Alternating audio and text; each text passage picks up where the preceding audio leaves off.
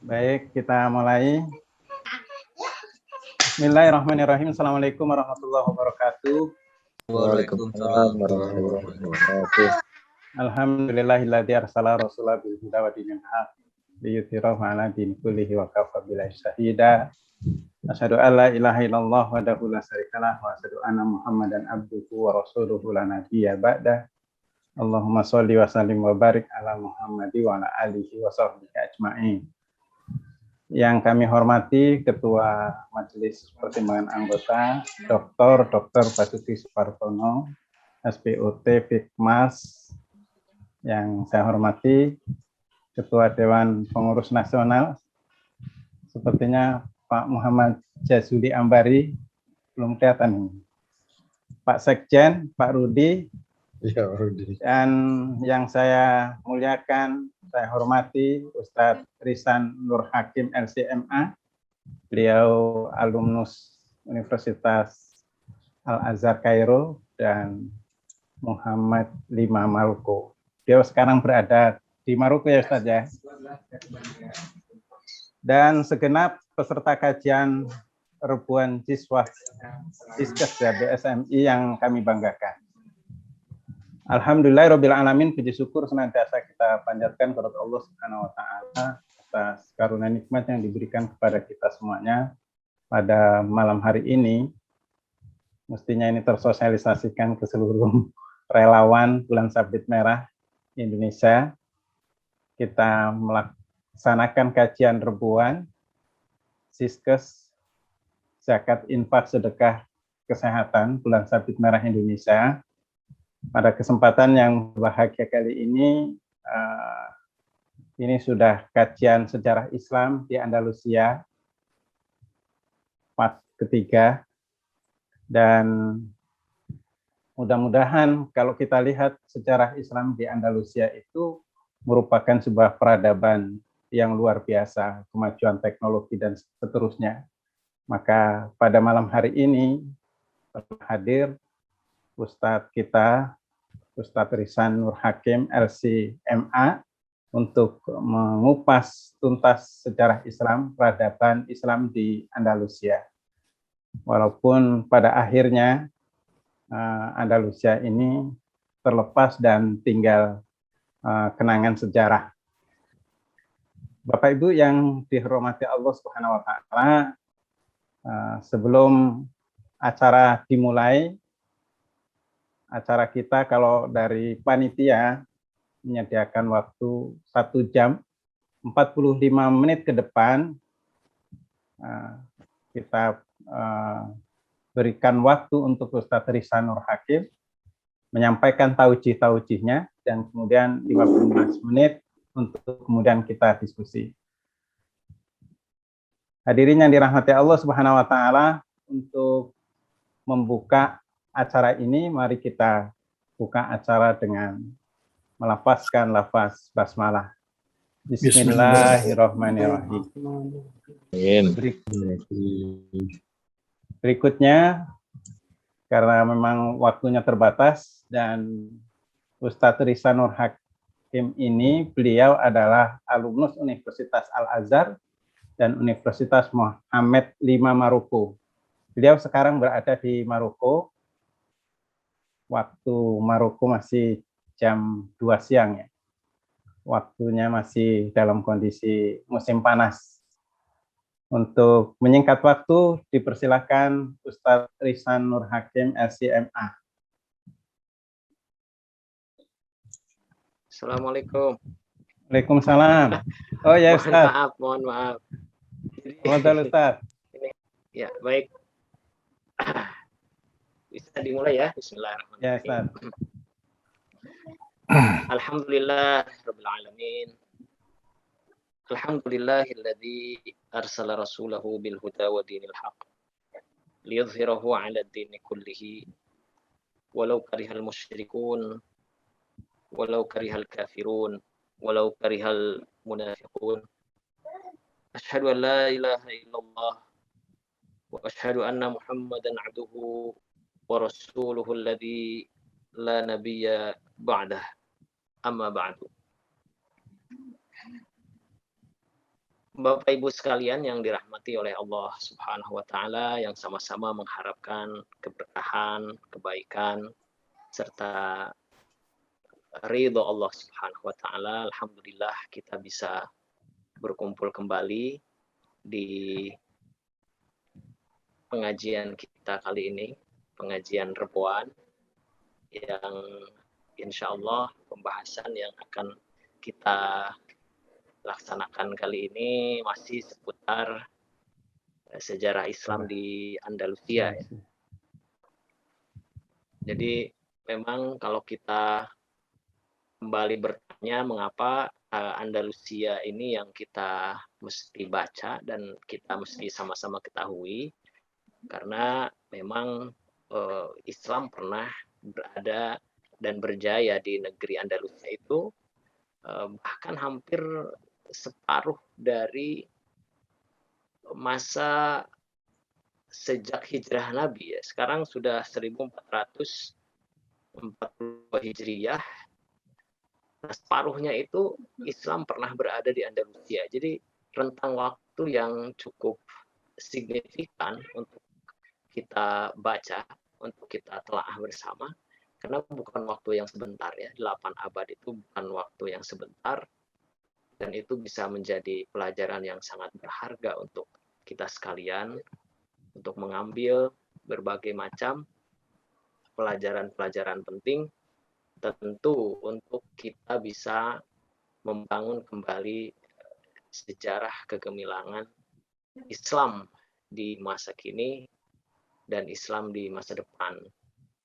Umur kita memang tidak akan bisa sepanjang peradaban yang pernah berjaya di Andalusia itu ya. Umur manusia kan rata-rata 60-63. Lebih dari itu bonus dan hadiah dari Allah Subhanahu wa taala. Ya, panjang usia itu tidak berarti jaminan orang menjadi lebih baik. Oleh karenanya Rasulullah dalam berbagai kesempatan berdoa dan mendoakan orang-orang bukan hanya dipanjangkan usianya, tapi juga diberikan keberkahan dan diperbaiki amalannya. Allahumma misalnya at-tawil umrahu wa ahsin amalahu.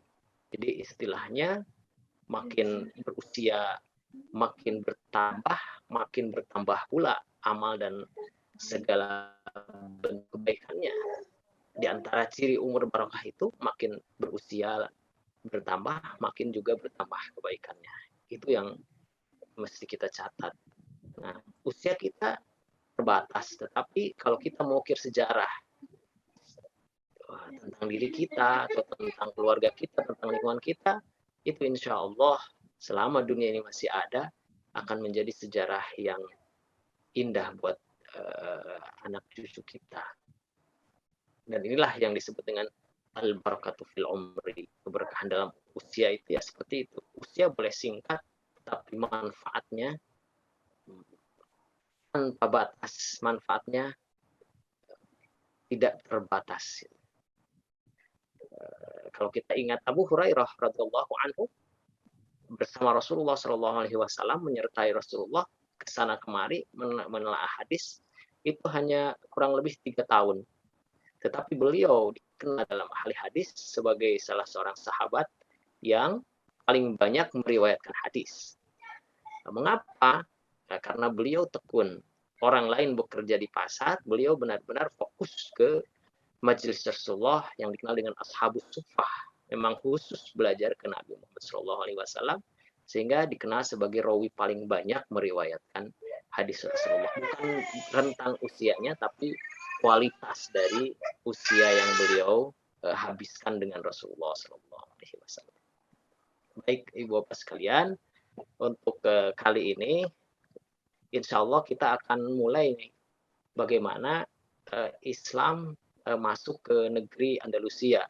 Jika di minggu lalu kita sudah mengenal sedikit persiapan-persiapan yang dilakukan oleh Musa bin Nusair ya, salah seorang panglima yang ditunjuk atau wali dari Afrika Utara yang ditunjuk oleh khalifah yang ada di Damaskus.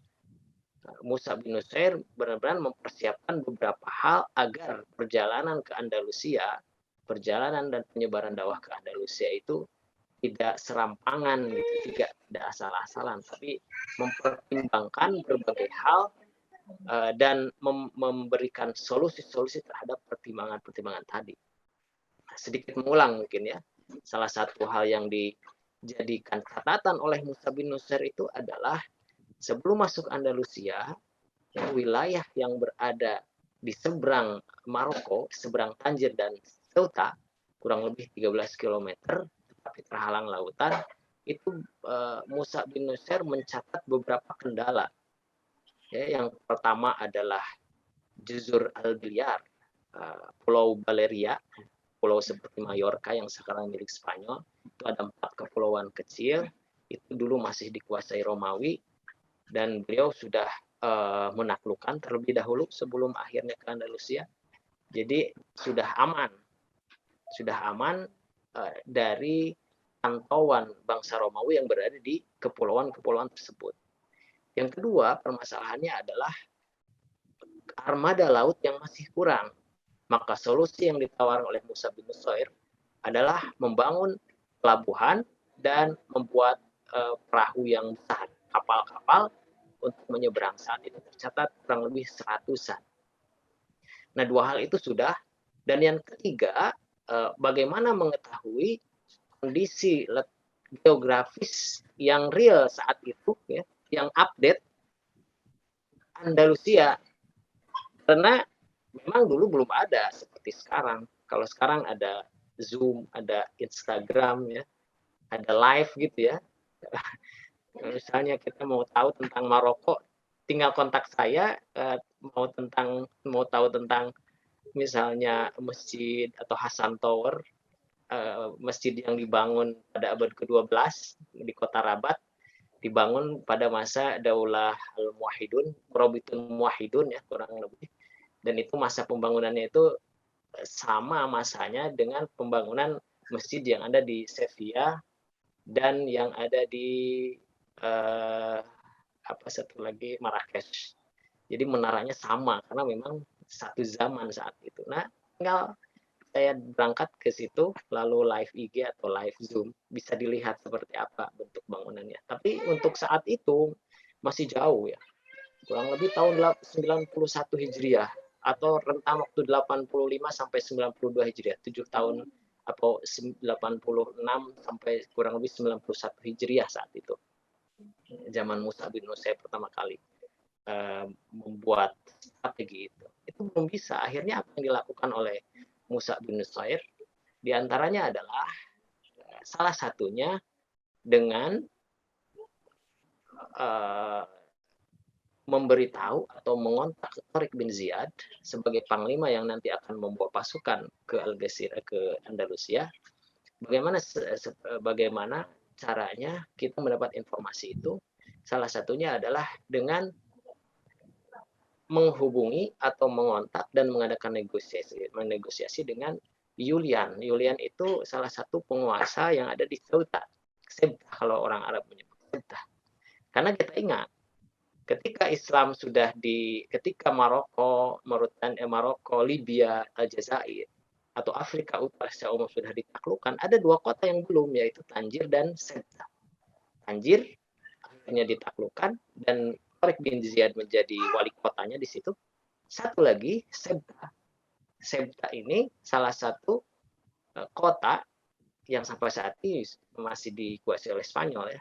Dan itu ketika Islam sudah menguasai Afrika Utara, Ceuta masih dikuasai oleh Julian, penguasa dari Spanyol, walaupun bukan kepanjangan tangan dari penguasa Spanyol, Raja Spanyol Lodrik namanya saat itu. Jadi yang sedang berkuasa di Andalusia saat itu adalah Raja Lodrik, termasuk juga beliau dia itu menjadi raja yang menjadi atasannya dari bangsa Visigot di situ, kaum yang tinggal di daerah selatan Spanyol. Nah, Julian ini justru punya hubungan baik dengan raja yang anggaplah dalam tanda kutip dizalimi oleh raja yang saat itu berkuasa, yaitu Ghaito Syam. Jadi hubungan Julian dengan Raja Lodrik yang saat itu berkuasa itu justru bertolak belakang.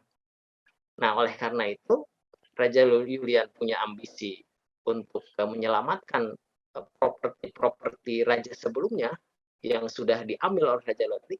Nah, umat Islam juga punya kepentingan untuk masuk ke Andalusia. Dua kepentingan di sini saling bertemu, walaupun Julian belum masih menjadi penguasa Kristen. Akhirnya yang dilakukan oleh Tariq bin Ziyad adalah melobi Raja Julian agar dia takluk, atau isi negosiasinya di antaranya saya catat ada beberapa ya.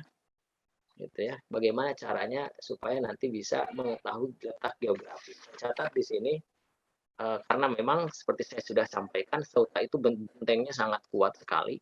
Walaupun 19 km persegi tapi bentengnya kuat, dan itu kalau ditembus juga sangat susah untuk pasukan muslim saat itu. Jadi akhirnya negosiasinya adalah menawarkan untuk kalau dia tidak muslim, tidak menyerahkan Ceuta, setidaknya ada beberapa poin negosiasi antara Tariq dan Julian. Di antaranya kata Julian, saya akan pertama begini, saya bisa membantu Anda menjelaskan kondisi geografis saat ini, bagaimana Andalusia.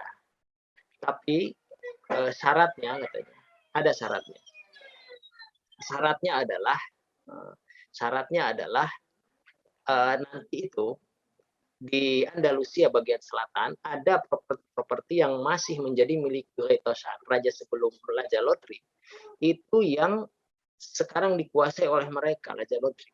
Karena kita kenal Raja Lodrik itu adalah raja yang memang sangat lalim, menindas, kemudian merampas, menekan, menzalimi dan lain-lain. Sehingga pada saat itu Ahlul Andalus, penduduk Andalusia itu berada dalam kekuasaan Raja Lodrik dan tidak nyaman dengan keberadaan raja-raja itu, kecuali orang-orang yang memang jilat. Nah, penduduk Andalusia yang tinggal saat itu merasa terzalimi, merasa tertekan, tidak suka. Nah, maka Raja Julian ini mengatakan, saya akan kasih Anda bahkan 3 hal katanya. Pertama, saya akan kasih seperti apa geografis Andalusia itu. Saya raja, jangan tangan dari raja sebelum Raja Lodrik, dan saya tahu di sana. Saya akan jelaskan semuanya supaya kalian tidak buta, benar-benar tidak buta. Ya. Yang kedua, saya akan bantu armada laut dengan saya akan membantu menyuplai perahu-perahu besar untuk mengangkut pasukan-pasukan muslim menyeberang ke Andalusia. Dan yang ketiga, bahkan saya akan serahkan pelabuhan Ceuta sepenuhnya untuk pasukan. Tidak ada peran besar. Syaratnya apa? Syaratnya tolong ada kurang lebih 3.000 properti, atau mungkin bukan properti aja ya. Ada kebun di sana, kemudian ada peninggalan-peninggalan yang dirampas oleh Raja Lodrik yang ada di bagian selatan. Saya minta semuanya itu tolong berikan kepada kami, hak milik kami gitu ya. Nanti saya akan kasih perahu-perahu yang mengangkut armada pasukan muslim, pelabuhan Ceuta akan kami serahkan, dan kami akan kasih tahu semua peta geografis yang ada di Andalusia. Nah, kira-kira ketika kita mendengar tawaran itu kan, Tariq bin Ziyad tentu dia berbahagia ya, berbahagia karena mengapa? Itu semuanya syarat yang dia tawarkan itu terkait dengan masalah kepemilikan gitu. Jadi masih duniawi. Sementara Tariq bin Ziyad dan pasukan muslim itu datang ke Andalusia, punya misi menyeberang ke Andalusia itu bukan untuk itu. Tetapi kita tahu untuk penyebaran dakwah Islam. Fathul Islami, saya sampaikan Fathul Islami, membebaskan orang-orang yang tertindas, menyebarkan cahaya Islam, bukan untuk menguasai satu wilayah, bukan itu. Tetapi untuk menyebarkan cahaya Islam kepada kita. Ketika ada tawaran itu, syarat-syarat yang terkait dengan duniawi, ini akan mudah, gampang. Istilahnya kalau kita, itu syarat untuk memberikan hak milik kepada Raja Yulian itu mah gampang, karena kita kan itu untuk berjihad fisabilillah, li'i'la kalimatillah. Nah, berbedalah ketika ada para penjajah yang datang ke satu negeri. Jangan jauh-jauh, kita ingat sejarah Belanda itu 350 tahun itu ke Indonesia itu karena di sana ada rempah-rempah, mengeruk segala kekayaan Indonesia untuk diangkut ke sana, bukan apa-apa. Termasuk penjajah-penjajah yang lain. Yang dicari apa? Yang dicari adalah harta kekayaan dan penguasaan wilayah. Dikeruk hartanya, dikeruk segala macam hal yang terkandung di bumi tersebut. Nah, Islam tidak. Atau Islam itu tidak seperti itu. Justru ingin membebaskan para penduduknya dan memakmurkan negeri tersebut. Nah, akhirnya Tariq mengirim surat ke Musa bin Nusair, dijelaskan tawaran dari Raja Yulian, dan dikirimlah juga kabar ini ke Al-Walid bin Abdul Malik, kekhalifahan dinasti Umayyah yang ada di Damaskus.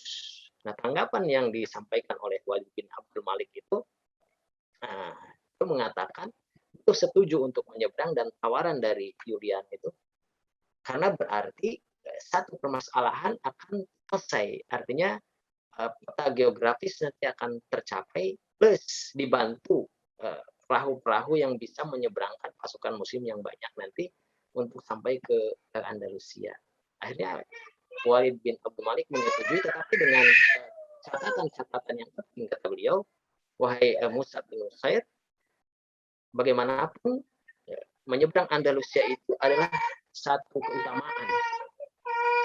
Disebut keutamaan sebab untuk menyebarkan dakwah ke Andalus itu bukan ide baru sebenarnya. Ide ini sudah disampaikan oleh Khalifah Utsman bin Affan. Apa yang dikatakan oleh Utsman bin Affan? Utsman bin Affan kemudian mengomentari sabda Rasulullah yang mengatakan bahwa Konstantiniyah akan dibebaskan. Kemudian mengatakan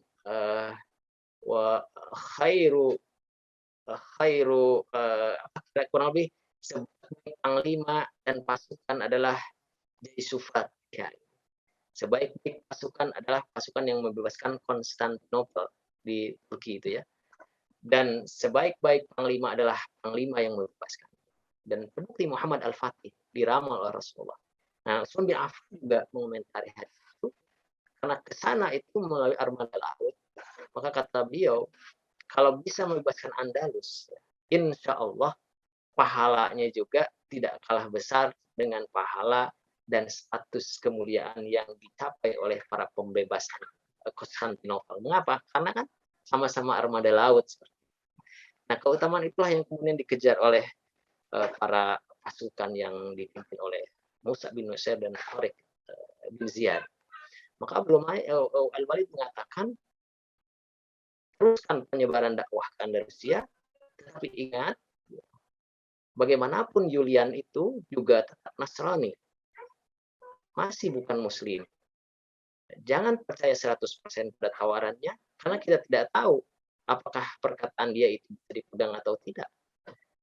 Nah, tawarannya tetap diterima, tetapi pastikan terlebih dahulu langsung dengan mata kepala sendiri melihat langsung seperti apa tanah Andalusia itu. Akhirnya apa yang dilakukan oleh Musa bin Nusair ya, dengan kecerdasannya dan hikmah yang beliau miliki, ya, inilah yang kemudian salah satu kelebihan beliau itu adalah selalu mengambil pelajaran dari pembuka Afrika Utara sebelumnya, yaitu Uqbah bin Nafi.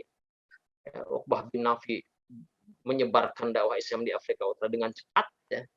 Akhirnya beliau terbunuh syahid karena terlalu cepat gitu ya, tidak menancapkan karena banyak pemberontakan dari kaum barbar. Dari situ kemudian Musa bin Nusair mengambil pelajaran, harus ada at-ta'anni al-anan, pelan-pelan. Ini juga pelajaran untuk kita.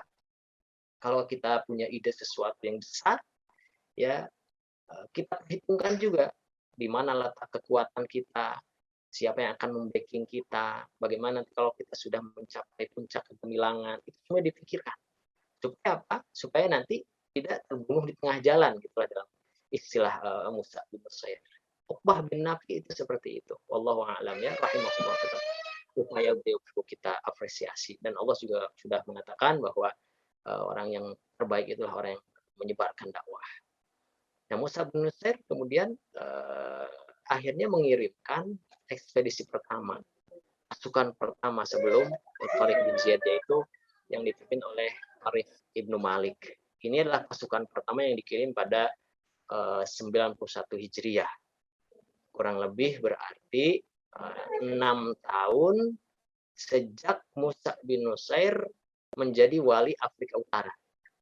Ketika beliau diserahi amanah untuk menjadi gubernur lah, ya kurang lebih, atau penguasa bagian Afrika Utara, ya kepanjangan tangan dari Bani Umayyah, diangkat 85 Hijriah, maka 91 Hijriah beliau mengirim pasukan pertama untuk melihat sebenarnya seperti apa tanah Andalusia. Dikirimlah dengan 500 pasukan dipimpin oleh Tariq bin Malik sampai ke satu tempat yang dikenal saat ini Tarifah.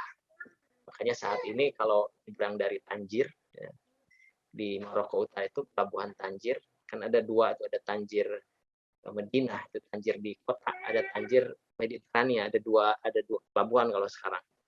Yang lebih mepet ke Atlantik, ada yang nyebrangnya benar-benar di Laut Mediterania, Tanjir Med. Itu kalau dari Tanjir Tanjir kota, itu nyambungnya ke Tarifah. Pokoknya jejak-jejak zaman tabiin itu, zaman Musa bin Nusair itu semua menjadi nama-nama yang dilabelkan di tempat tersebut. Ada Tarifah, ada Jabal Tariq, Gibraltar, ada juga Jaziratul Khadra dan lain-lain. Dikirimlah saat itu pada 91 Hijriah. 1 tahun sebelum akhirnya Tariq bin Ziyad dikirim oleh Musa bin Nusair membebaskan Andalusia. Ini penting buat kita ambil pelajaran bahwa apapun tetap pelan-pelan itu penting ya. Pelan-pelan dalam arti memperhitungkan baik buruknya, memperhitungkan kemungkinan buruknya dan lain-lain.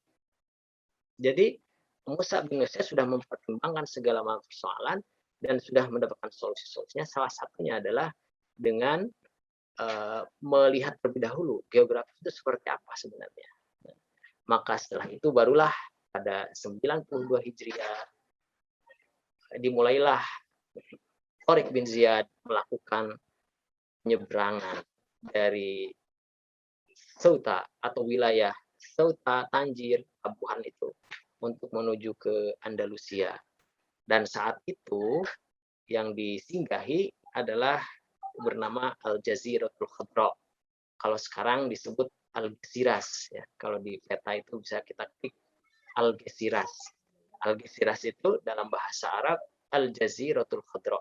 Al-Jazirah itu pulau, Al-Khadra hijau. Mengapa disebut pulau hijau? Karena memang banyak pohon-pohon, ada pohon zaitun, gitu ya.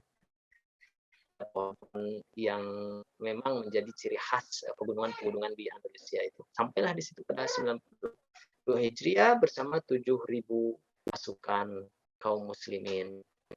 Masya Allah. Maka mulailah Musa bin Nusair mengutus Tariq bin Ziyad menyeberang ke Andalusia sampai ke Al-Jazirah Al-Khadra. Nah, Tariq bin Ziyad, kita ketahui bersama, dia adalah panglima yang berasal dari suku Barbar. Barbar yang muslim. Kalau kita nyebut Barbar, kebayangan kita jangan langsung, Barbar berarti wajahnya seram, wajahnya hitam, kriwil, dan lain-lain. Tidak. Justru Barbar itu malah matanya biru, mirip-mirip Eropa. Mirip-mirip Eropa. Ya, gimana ya? Ya, turunan Eropa lah ya. Itu memang bentuk serta performance-nya itu yang memang pas gitu. Makanya Tariq bin Ziyad dari Barbar dibangga-banggakan oleh penduduk Barbar sendiri. Namanya beranglah akhirnya Tariq bin Ziyad bersama 7.000 pasukan sampai akhirnya ke Al-Jazirah. Ketika sampai di sana, karena memang di situ tidak langsung dikawal oleh atau tidak ada pasukan-pasukan Sigot, Raja Lodrik yang terlalu banyak karena pusatnya di Toledo, Pak. Tulaitilah, Toledo, dekat Madrid. Kalau ini 1 jam, kalau malah 45 menit dari Madrid, Toledo. Toledo itu udah dekat Madrid.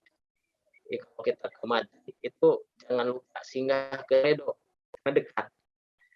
Nah, di Toledo lah itu menjadi pusat atau ibu kota dari Andalusia saat itu yang dikuasai oleh Raja Lodrik, Spanyol. Nah, Jaziratul Khadra itu lumayan jauh dari Toledo. Jadi mereka tidak mengira akan ada pasukan seperti itu.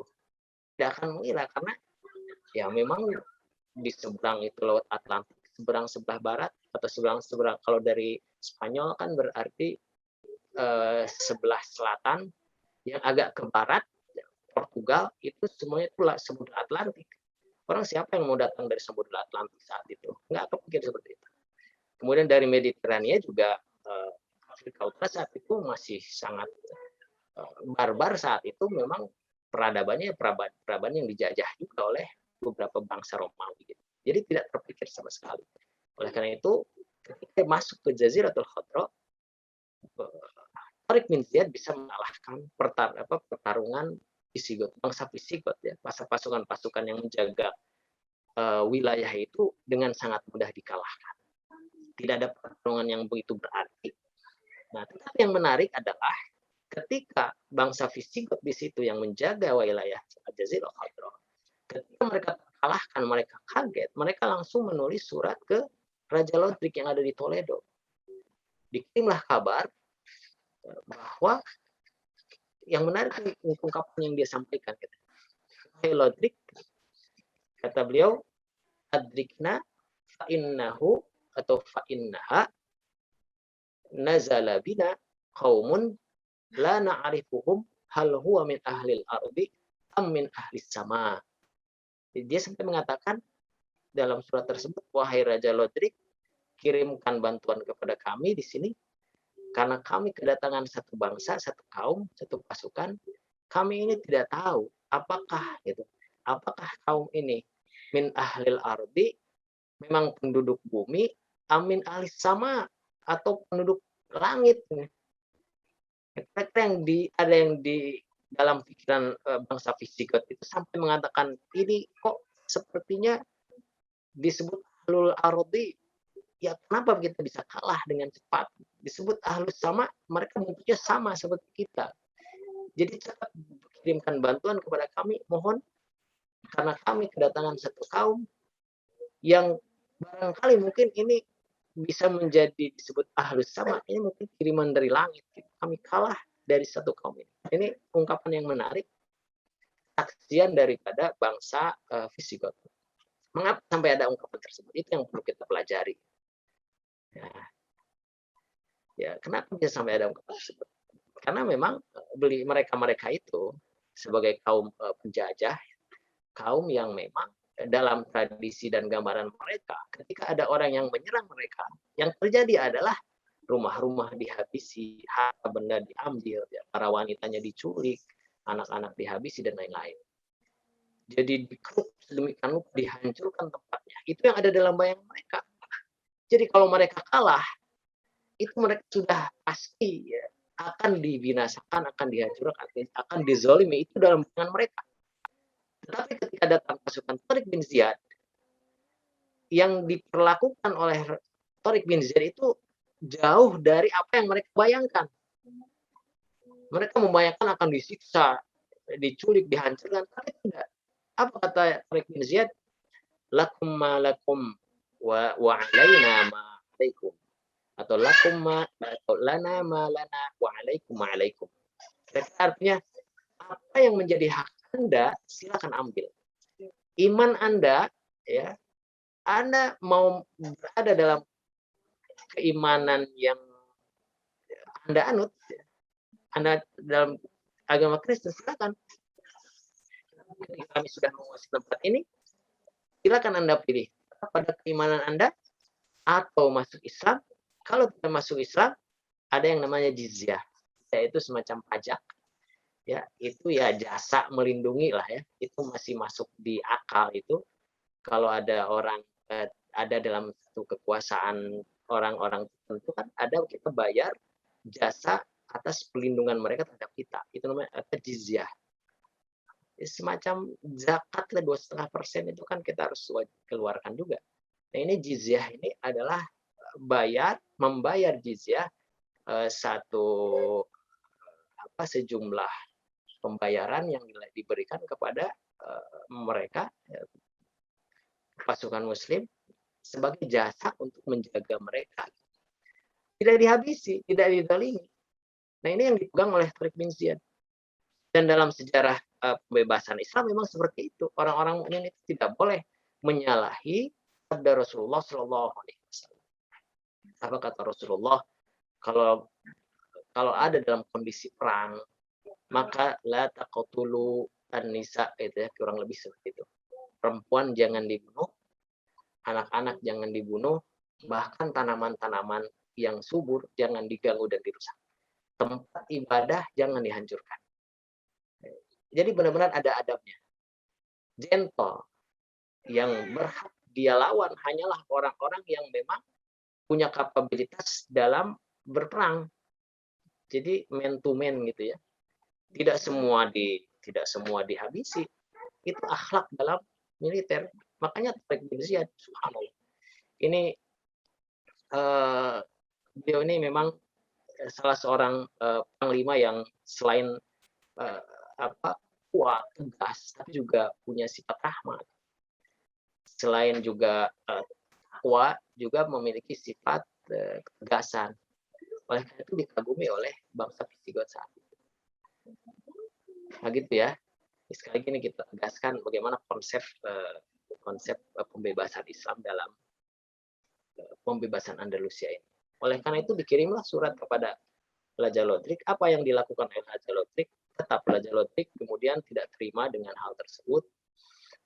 Jadi seperti orang yang mendengar kabar itu langsung seperti orang yang kesurupan setan, ya Allah. Jadi istilahnya marah luar biasa karena ada ternyata satu kaum yang masuk ke wilayah kekuasaan dia. Akhirnya apa yang dilakukan? Mengirim kurang lebih 100.000 pasukan, termasuk dia sendiri datang ke Jazirah Al-Khadra, ke wilayah selatan dari Toledo. Tentu saat itu masih kendaraan paling cepat itu adalah kendaraan kuda. Kalau unta itu di gurun Sahara, kalau di Andalus kuda lah, sesuai dengan tempatnya. Seperti di Indonesia tidak mungkin ada unta ya, kecuali yang diimpor. Nggak tahu kalau di Lampung ada gajah ya berarti ya. Ada gajah. Gajah. Tapi bukan impor dari Raja Abraha ya Pak. Bukan. Pasukan gajah. Jadi tiap negara ada kendaraannya masing-masing dan saat itu memang di Indonesia ada Garuda. Ada Garuda. Nah, saat itu memang kuda yang paling cepat dan dikirimlah pasukan berkuda, mayoritas berkuda itu. 100.000 pasukan dikirim ke wilayah yang oleh Tariq bin Ziyad. Nah, kira-kira kita bisa bayangkan 100.000 pasukan berkuda yang mayoritasnya itu akan berhadapan dengan 7.000 pasukan yang mayoritasnya tidak berkuda, jalan kaki ya. Karena memang tidak diangkut dari sana. Sebagian besar ya. Kita bisa bayangkan ini kira-kira akan kalah atau menang ya. Dan Raja Lodrik ini dengan sombongnya sampai mengirim beberapa kuda campuran ya, bukan mengangkut pasukan tapi mengangkut tali yang sangat banyak. Mengapa tali? Dia berpikir nanti pasukan yang datang itu akan kita ikat dan kita jadikan budak di sini. Jadi istilahnya sudah benar-benar optimis akan mengalahkan pasukan Tariq bin Ziyad. Dikirimlah itu dan sampailah kabar bahwa Raja Lodrik akan datang ke pasukan Tariq bin Ziyad, maka Tariq bin Ziyad kemudian mempersiapkan diri dan pasukannya untuk berperang dengan atau mempertahankan diri mereka melawan tentara pasukan Lodrik yang jumlah sangat banyak. Apa yang dilakukan oleh Tariq bin Ziyad? Beliau kemudian akhirnya karena memang pasukannya sedikit mencari tempat yang strategis.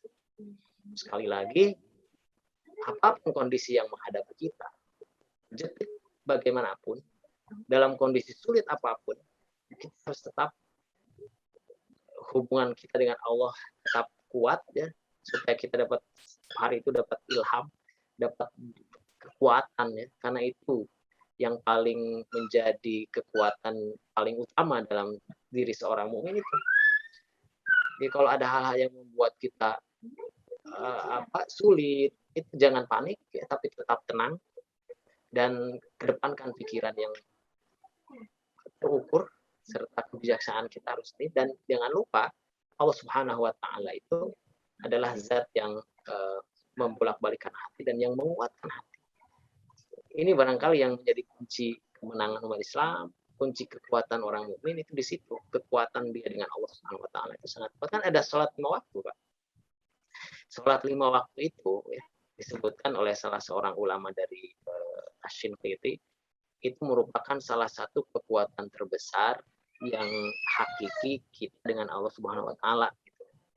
Jadi kata beliau, apapun masalah kita, karena kita punya ikatan yang kuat dengan Allah, maka jangan takut, jangan bersedih. Karena kan kalau kita sholat, makin kuat kita sholat, insya Allah Allah makin dekat. Sholat itu mendekatkan diri kita kepada Allah Subhanahu wa taala.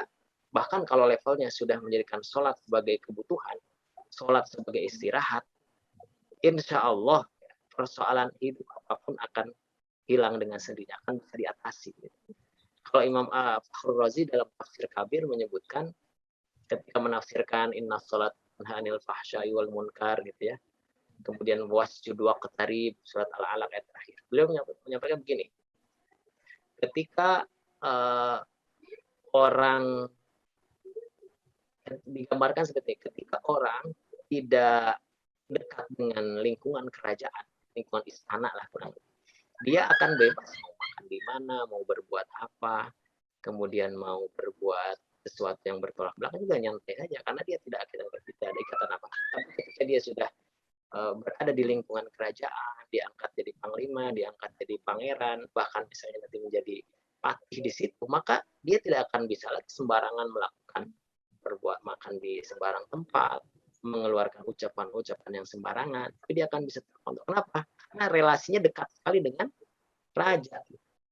Itulah yang kemudian menyebabkan orang jadi menahan diri ketika melakukan keburukan, karena dia tahu dia sudah dekat dengan Allah. Wasjud waqtarib, makin banyak sujud, makin dekat dengan Allah. Kalau makin dekat dengan Allah, perbuatan kita akan terkontrol.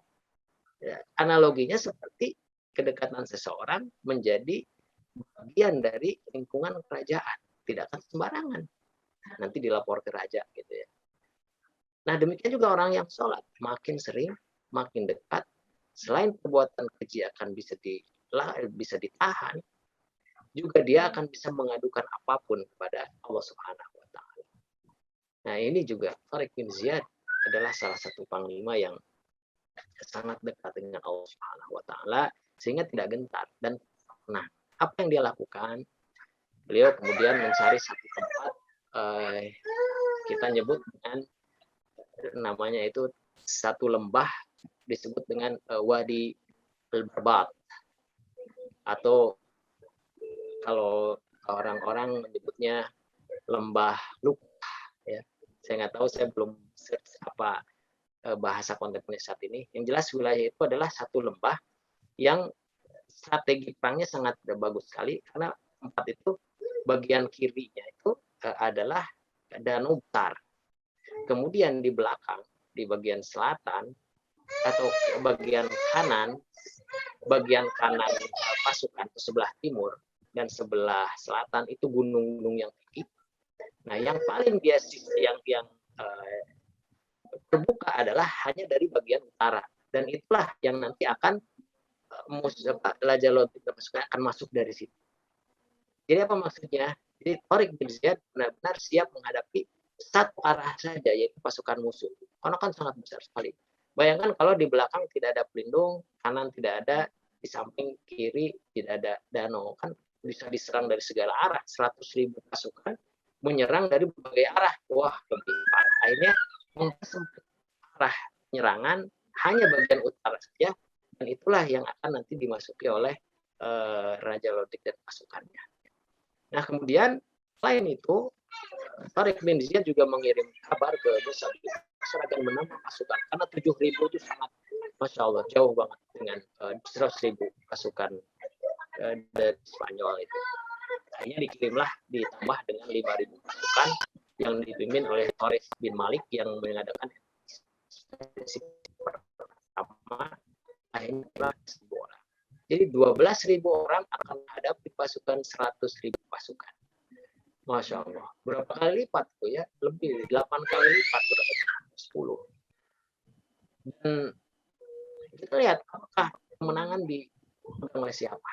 Nah inilah yang disebut dengan perang Wadi Barbat, dan orang-orang banyak yang tidak tahu perang ini, Mauqi'ah ini, dan disinilah kemudian firman Allah Subhanahu Wa Taala selalu menjadi pegangan dari pasukan-pasukan umat Islam. Apa yang Allah Subhanahu Wa Taala firmankan? Sebelum itu maka izinkan saya membaca dulu salah satu potongan ayat ya. Ini bukan tentang Andalus tapi tentang Raja Tolut. A'udzu billahi minasyaitonir rajim. Ini surat Al-Baqarah ayat 209.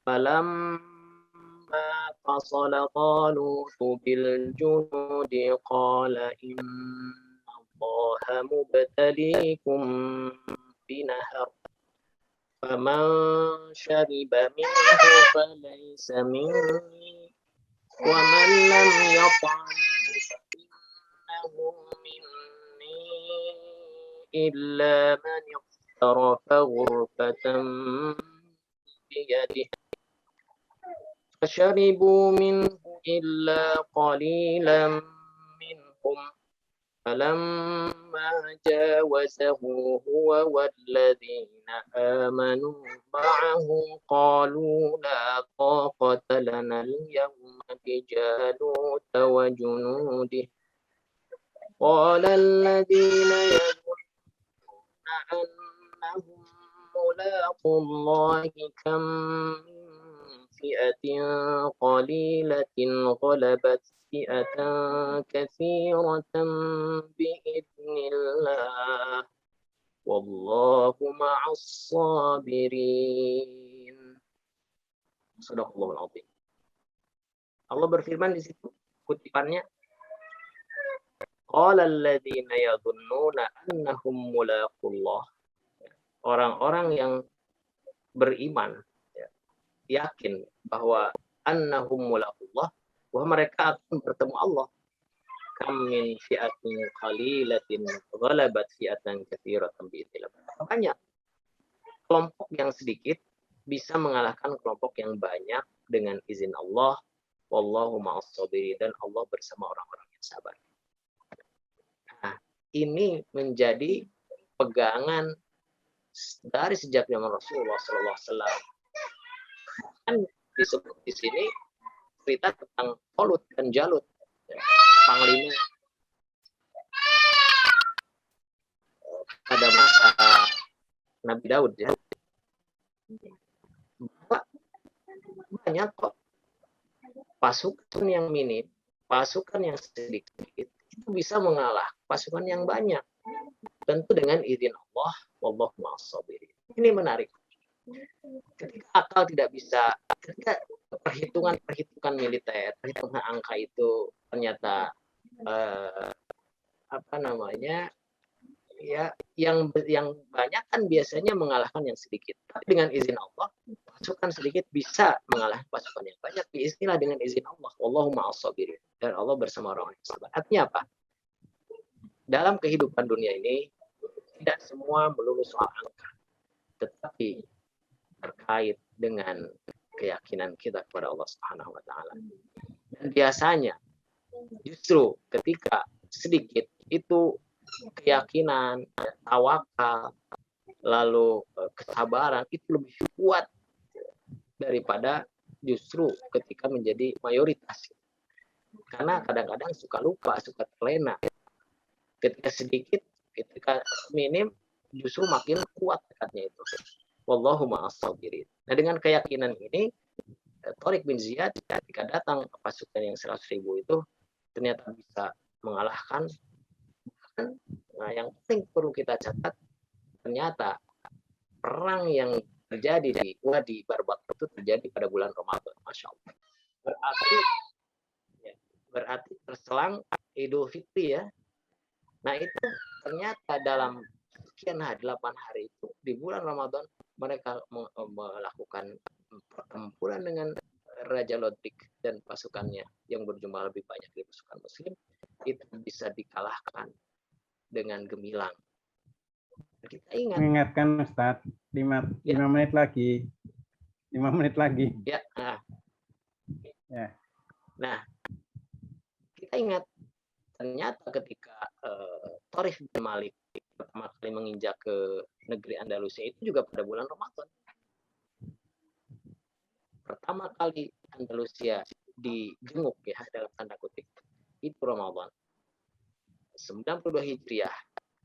Tariq bin Ziyad bertemu dengan Raja Lodrik dan pasukan juga pada bulan Ramadan 28. Dan kemudian kita ingat ternyata Ramadan itu bagi umat Islam itu justru menjadi bulan yang penuh dengan aktivitas, bulan yang penuh dengan perjuangan.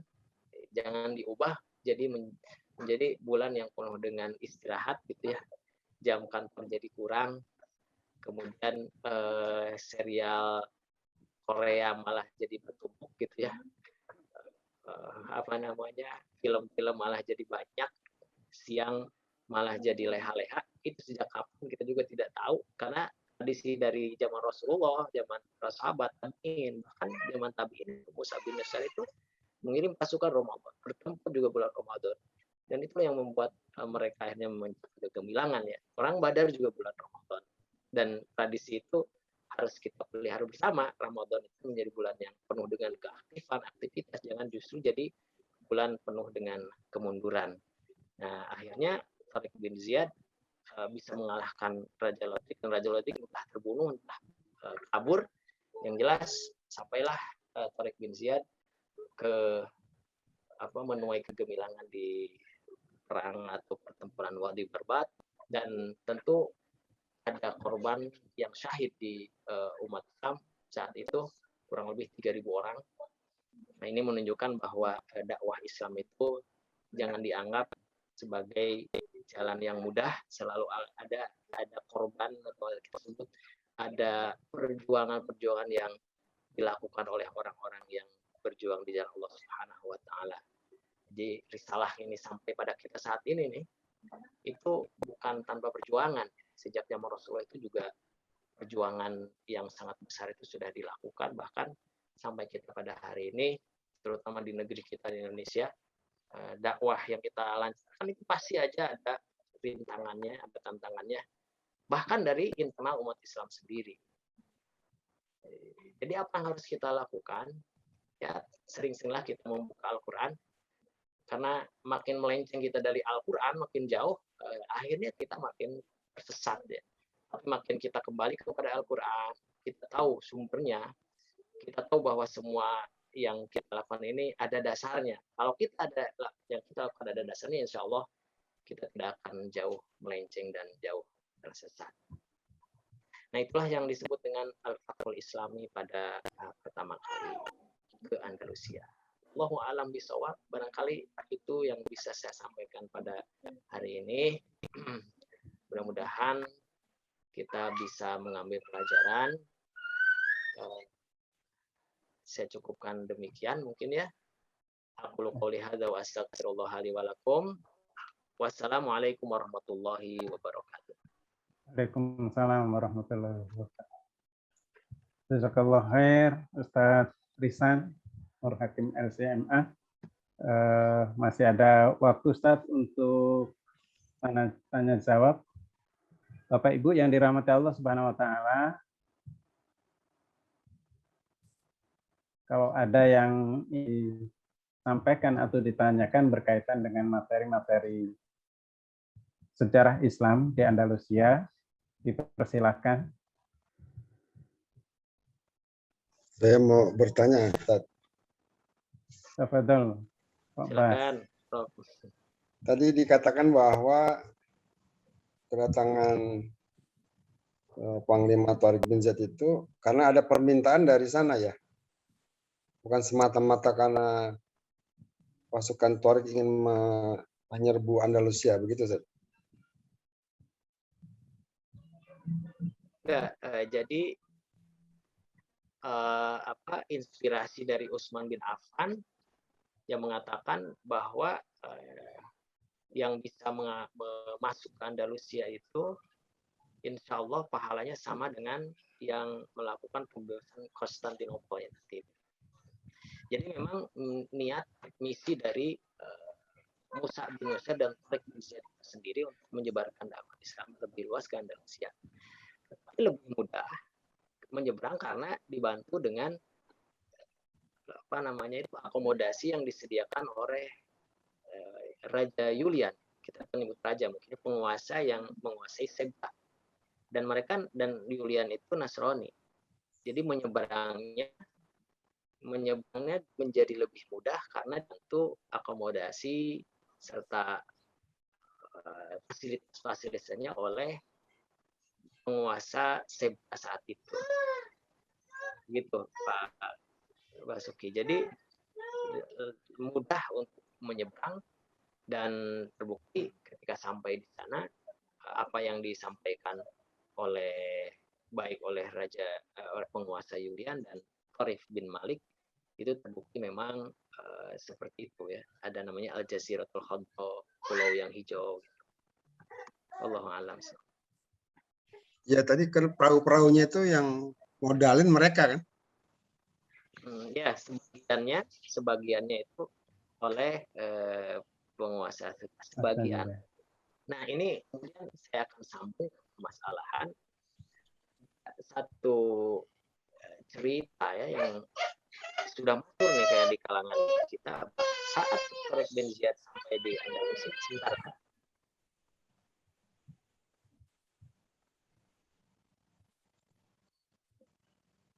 Ya, jadi kita setelah banyak mendengar bagaimana Tariq bin Ziyad katanya ketika sampai ke daratan Andalusia itu mengatakan dan ketemu pasukan yang sangat banyak, mengatakan memotivasi pasukan muslim itu dengan mengatakan al-bahru wara'akum wal adu amamakum, di belakang Anda sekalian adalah laut, di depan kita musuh. La mafaru alaikum. Jadi tidak ada pilihan lagi kecuali ya, kita menghadapi musuh karena di belakang laut dan perahu-perahunya dibakar. Kita mendengar cerita ya, ketika Tariq bin Ziyad berkhutbah untuk memotivasi orang-orang pasukan-pasukan muslim. Jadi perahunya dibakar dalam cerita-cerita yang banyak beredar. Nah, ini yang perlu kita perhatikan. Kalau kita mau menganalisa hal itu, maka kita tentu bertanya ya, kebenaran dari pidato tersebut. Pertama, riwayat yang menjelaskan itu kita nggak menemukan riwayat siapa. Jadi dari siapa itu juga kita tidak mendapatkan, dan orang yang bisa membuktikan riwayat siapa. Oleh itu versi Barat, dan di Barat itu benar-benar digaungkan itu seperti itu. Mengapa? Karena mereka benar-benar kagum, benar-benar tidak masuk akal ya pasukan yang sedikit bisa mengalahkan pasukan banyak. Karena dalam hitung-hitungan mereka itu ya mereka yang banyak bisa mengalahkan sedikit, gitu aja. Itu secara hukum dan kebiasaan dari mereka. Kan di dalam Al-Quran itu tidak seperti itu, tidak semuanya seperti itu. Dalam Al-Quran itu min fiatin qalilatin ghalabat fiatan katsiratan bi'idznillah. Dengan apa itu? Dengan iman itu. Iman itu bisa memberikan kekuatan yang luar biasa. Nah, Barat tidak percaya, geleng-geleng kepala. Akhirnya mereka dari ketakjuban itu, keheranan itu akhirnya membuat seperti itu. Dan yang ketiga, sampai saat ini tidak ada kita menemukan ada talik atau catatan-catatan atau misalnya komentar-komentar dari Musa bin Nusair atau dari Al-Walid bin Abdul Malik. Tidak ada sama sekali yang mengomentari tentang pembakaran perahu itu. Tidak ada satupun. Ini kan kejadian besar gitu. Karena setiap ada hal-hal baru, hal yang besar, itu selalu ada kirim surat, ada kabar yang sampai. Dan ini tidak ada sama sekali alik-alik dari ulama, dari para sejarah yang mengatakan itu, tidak ada. Dan yang terakhir, secara logika, karena perahu itu kan juga gimana ya, itu juga diberikan oleh Julian sebagiannya. Mana mungkin kita mempertanggungjawabnya seperti apa. Yang terakhir, kata yang terakhir itu, orang muslim, orang mukmin dalam berjihad yang dicari itu adalah syahadah, iman nasr wa iman syahadah. Dua hal yang utama dua-duanya. Kalau tidak menang, syahid. Dan syahid itu cita-cita penting umat muslim. Tidak perlu sampai dimotivasi dengan membakar perahu itu. Dibina dengan pembinaan Islam yang baik, bahwa kita ini semua akan mati, dan yang paling penting adalah kualitas kematian kita. Dan kualitas kematian terbaik itu kan syahadat. Itu umat Islam itu sudah cukup seperti itu. Tidak perlu dengan harus dibakar, harus diiming-imingi seperti itu. Itu tidak masuk akal orang-orang mukmin. Itu hanya berdebatnya sampai ke situ, dan akhirnya memang itu bukan tidak bisa kita terima. Wallahu a'lam. Ya. Terus sepertinya ada pertanyaan di chat, Pak Amir. Iya, Pak. Ustaz, mohon maaf, ini ada pertanyaan dari saya, tapi sepertinya tidak berkaitan dengan masalah Andalusia. Saya akan bacakan dari Pak Sony Suhardono. Ya. Apa benar toga, sumpah sarjana, dan topi kesarjanaan yang kotak sebenarnya aslinya Al-Quran itu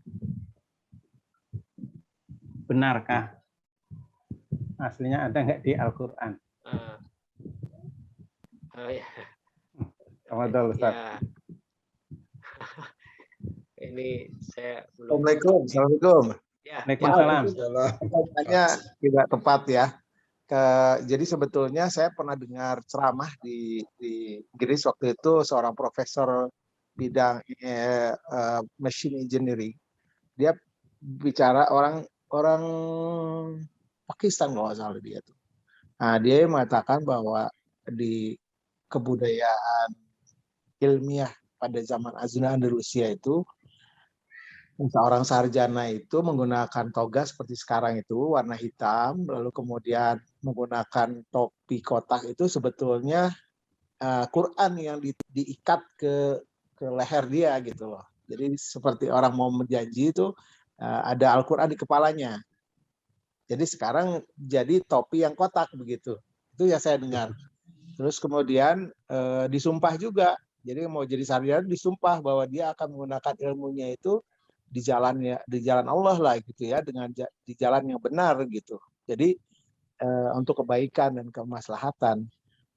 Nah, itu apa benar atau tidak? Mungkin apakah ada khilafiyah atau ada sesuatu yang mungkin dibesar-besarkan. Saya juga seperti tadi ya, Bapak mengatakan pembakaran perahu itu sebenarnya bisa saja merupakan suatu kreasi orang Barat begitu ya, yang tidak yakin dengan kemungkinan seorang Muslim bisa begitu hebat gitu. Wallahu alam. Ya. Selamat Ustaz ya. Ya. Dari Pak Sony. Baik ya. Terima kasih Pak Sony atas pertanyaannya. Memang ini saya belum sampai ke situ ya. Mungkin nanti saya akan coba cari. Maaf ya. Silakan. Ya, kita nanti akan coba cari referensinya juga. Tapi memang kalau kita melihat sejarah keemasan umat Islam itu, memang ada beberapa hal yang saat ini menjadi warisan tradisi keilmuan atau tradisi formalitas akademik dari keislaman zaman dulu gitu, baik itu di zaman Khalifahan Abbasiyah ketika kita sebut sebagai zaman keemasannya Khalifahan, sampai ada istilah Baitul Hikmah. Tradisi-tradisi itu termasuk tradisi akademik ya, yang formal-formal itu beberapa memang ada yang menjadi warisan umat Islam. Kalau saya juga sempat mendengar ya tentang toga itu sendiri, walau alam, tapi nanti kebenarannya saya coba nanti kita cek ya. Iya, Nanti baik. kalau sudah ada referensinya saya bisa sampaikan. Iya, iya. Makasih, Pak. Ya, terima kasih, Pak. Terima kasih. Ya, terima kasih Pak Sony pertanyaannya dan Ustadz Rizan. Ada lagi yang mau ditanyakan?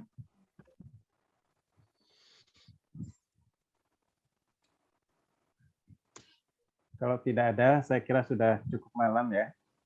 Jadi saya akan membacakan ringkasan bahwa sejarah Islam di Andalusia yang ketiga sudah disampaikan oleh Ustadz Rizan, bahwa Islam pernah berjaya separuh sejak Nabi hijrah 8 abad. Jadi 8 abad ini kejayaan peradaban di Andalusia. Peradaban ini menjadi pelajaran untuk kejayaan Islam yang akan datang. Nah, walaupun memang usia kita dibandingkan usia peradaban sangat jauh, tetapi mudah-mudahan usia kita ini menjadi usia yang berkah. Dicontohkan tadi Abu Hurairah hanya 3,5 tahun bersama dengan baginda Rasulullah, tetapi sungguh kehidupannya berkah karena sudah meriwayatkan hadis begitu banyak. Kemudian Islam sesungguhnya masuk ke Andalusia. Kalau yang saya tahu dulu dalam kisah-kisah dan yang disampaikan oleh para ustadz, memang Tariq bin Ziyad ternyata setelah dibahas pada kajian ini, Islam masuk ke Andalusia itu dibawa oleh Musa bin Musair. Mencatat beberapa kendala memang, karena pada saat itu armadanya sangat sedikit dan segala macam, maka mengontak Tariq bin Ziyad. Walaupun pada akhirnya bahwa pasukan yang langsung berhadapan dengan Raja Lodrik adalah pasukan Tariq bin Ziyad dan dibantu oleh Raja Julian yang pada saat itu masih Nasrani, dan kemudian ada beberapa persyaratan-persyaratan. Dan ternyata persyaratan-persyaratan itu diminta untuk mengklarifikasi karena memang mereka bukan Muslim, untuk kemudian berhati-hati. Dan itu sudah ada pelajaran-pelajaran sebelumnya.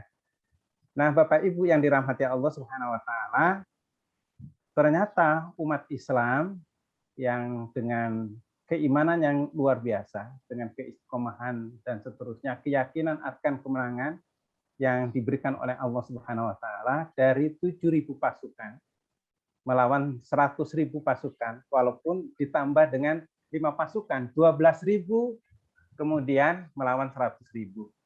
Dan ada beberapa kisah-kisah tadi sudah ditanyakan juga sama Dr. Bas, bahwa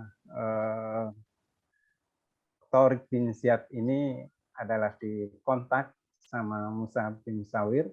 Kemudian dalam kisah-kisah yang lalu juga diceritakan oleh Ustadz Rizan, bahwa Tariq bin Ziyad untuk memotivasi para pasukan-pasukannya membakar kapal-kapal. Di belakang ada laut, kemudian di depan ada pasukan, tinggal pilih. Ternyata kalau cerita yang disampaikan oleh Ustadz Rizan, bahwa pasukan Tariq bin Ziyad atau Tariq bin Ziyad itu mengambil strategi di lembah dan bahkan di gunung-gunung. Artinya rasanya sudah berlalu tuh lautan yang sudah diarungi dan kemudian sudah di daratan pada saat pasukan Tariq bin Ziyad melawan pasukan Raja Lodrik.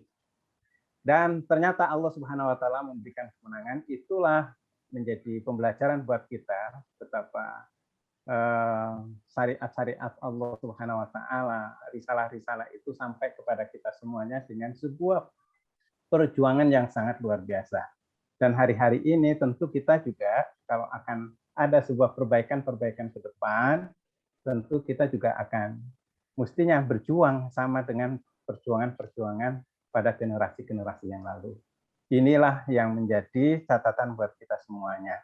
Dan ternyata kemenangan Allah Subhanahu wa taala berada di bulan yang suci, bulan Ramadan. Dan bahkan akhir-akhir Ramadan. 8 hari yang Allah sampaikan tadi disampaikan oleh Ustaz Risan. Mudah-mudahan Ramadan ketika hadir di tengah-tengah kita itu juga tidak menjadi Ramadan hanya untuk sekedar berleha-leha, tetapi untuk berjuang meraih keridhaan Allah Subhanahu wa taala. Demikian yang bisa saya sampaikan. Untuk sebelum diakhiri, kami mintakan kembali Ustadz Risan Nur Hakim LCMA untuk memimpin doa supaya kajian kita akan menjadi berkah. Tafadhol Ustadz.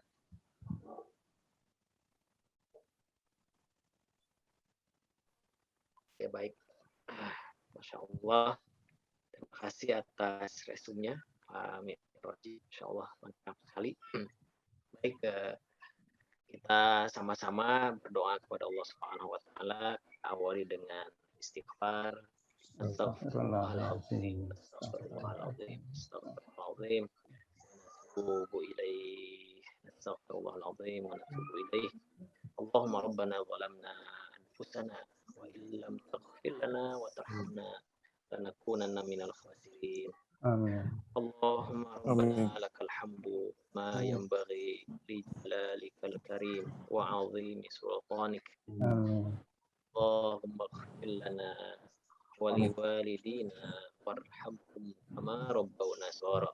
Rabbana ighfir lana wa li walidina wa li abaina wa li jaddatina wa li ummahatina wa li asatidatina wa li masyayikhina wa li jami'il muslimin wal muslimat wal mu'minin wal mu'minat al ahya'i minhum wal amwat.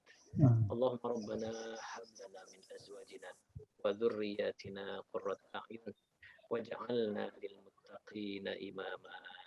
Allahumma rabbana la tad'a lana fi maqamina hadha dhanban illa ghafartah wala dainan illa qadaytah wala hamman illa farajtah wala aiban illa asatah wala maridan illa syafaitah wala maridan illa syafaitah wala mayyitan illa rahimah wala mayyitan illa rahimah wala mujahidan illa wafaqtah wala mujahidan illa wafaqtah wala hajata min hawaiji dunya wal akhirah hiya laka ridha wa lana biha salah illa antana ala qada'iha wa yasriha ya arhamar rahimin.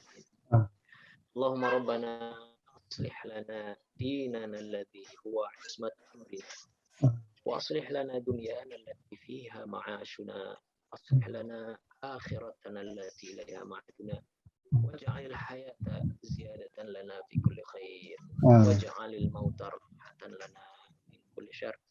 Allahumma rabbana ya karim ya arhamar rahimin akrimna wa la tuhinna zidna wa la tanqusna a'tina wa tahrimna. Allahumma unsurna wa la tansur alaina. Rabbana la tuzigh qulubana ba'da idh hadaytana wa hab lana min ladunka rahmah innaka antal wahhab. Ya Allah ya Ghaffar, ampunilah segala dosa dan kesalahan kami. Ya Allah, perbaikilah segala kekurangan-kekurangan kami. Tambahkanlah keberkahan dalam kami. Tambahkanlah keberkahan dalam ilmu kami. Tambahkanlah keberkahan dan kebaikan dalam keluarga kami. Ya Allah, tidak ada satu kebaikan pun kami beri. Berikanlah itu ya Allah kepada kami sekecil apapun ya Rabbal Alamin. Ya Allah, jadikanlah hidup kami saat ini menjadi titik penambahan kebaikan bagi kami. Jadikanlah kematian kami kelak sebagai istirahat dari keburukan dan kejelekan kami ya Allah. Berikanlah kami husnul khatimah dan jauhkan kami dari su'il khatimah. Dekatkan kami dengan orang-orang soleh, orang-orang yang penuh hikmah, orang-orang yang bermanfaat di dunia dan akhirat. Dekatkanlah kami dengan orang-orang yang selalu berjuang dengan atas namamu dan di atas jalanmu ya Allah. Dekatkan kami dengan para ulama yang ikhlas, para pemimpin yang adil, para pekerja keluarga yang ikhlas. Hmm. Dekatkan kami dengan orang-orang yang hanya Engkau sebagai Tuhan yang bertauhid ya Rabbal Alamin. Wafatkan kami dalam keadaan muslim, wafatkan kami dalam keadaan husnul khatimah. Rabbana atina fid dunya hasanah wa fil akhirati hasanah wa qina adzabannar. Subhana rabbika rabbil izzati amma yasifun. Wassalamu alal mursalin walhamdulillahi rabbil alamin. Amin. Amin, amin ya Rabbal Alamin. Jazakumullah khair. Demikian kajian kita pada malam hari ini. Jazakallah khairan katsira untuk Ustadz Rizan Nur Hakim, LCMA, dan segenap panitia pada penyelenggaraan kajian rebuan, serta peserta pengkajian rebuan yang dilakukan oleh Diskes BSMI. Mudah-mudahan menjadi amalan baik kita semuanya. Untuk mengakhiri, mari kita tutup dengan lafaz hamdalah dan doa kafaratul majelis. Alhamdulillahirabbil alamin. Subhanallahumma wa bihamdika asyhadu an la ilaha illa anta